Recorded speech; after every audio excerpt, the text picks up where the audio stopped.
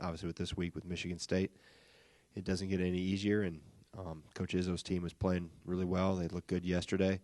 And a typical Michigan State team that's starting to crescendo as the season wears on. And so it'll be look forward to that challenge as we prepare and go there Thursday. Greg, a consistent compliment that this program's been paid over the years is its toughness, its mental approach to the game, and it's been really accentuated here in recent weeks with your team, that its ability to come together. Where does that come from? Is there a singular ingredient in your mind, and how does a coach make that evolve?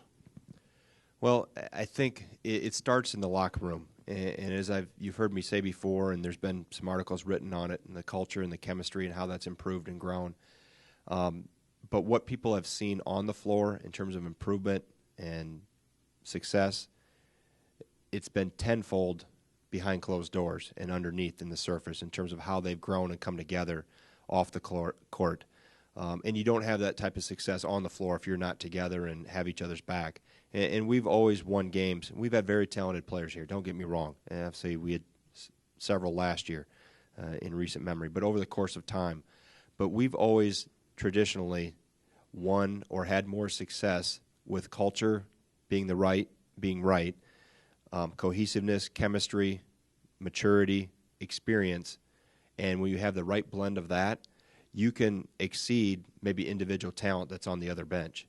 And that has always been a mantra, and it was before I was here. I mean, that's how Coach Bennett did it, and that's how Coach Ryan's teams always at Platteville were, and that's kind of the fabric I've grown up in and matured in as a coach, that understand that there's ways where maybe you're a little inexperienced here or there, or you've lost talented players.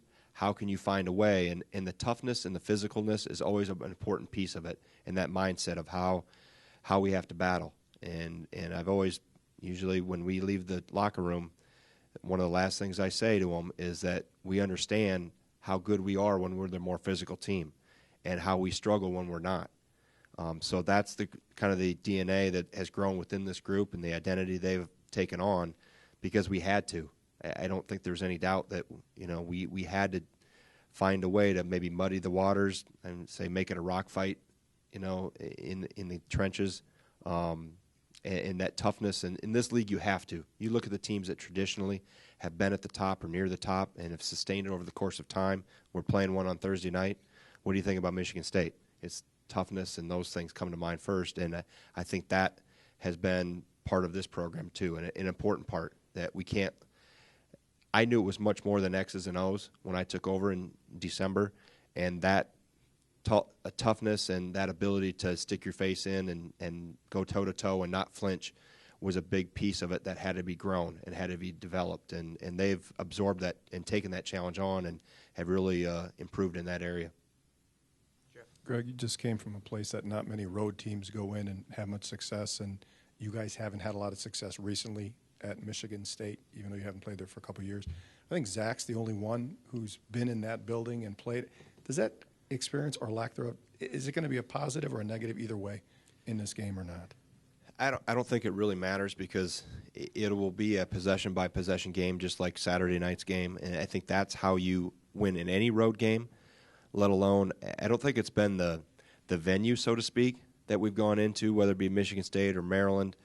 I think it's because Maryland's been very good. The team they have on the floor is really good. Coach Izzo's teams that he puts on the floor are very good. And that has been – sometimes the venue gets overblown.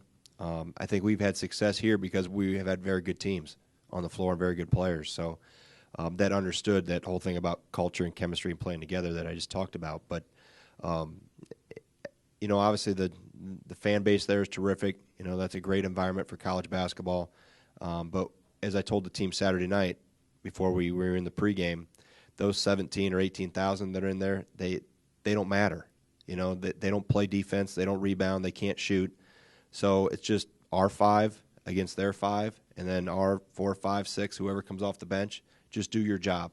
And that was actually going to do your job. It was one of the things we threw on the smart board, I guess they're called now, right? We show our video on the smart board. I can't say screen anymore. Smart board, I threw up a picture of Rob Gronkowski.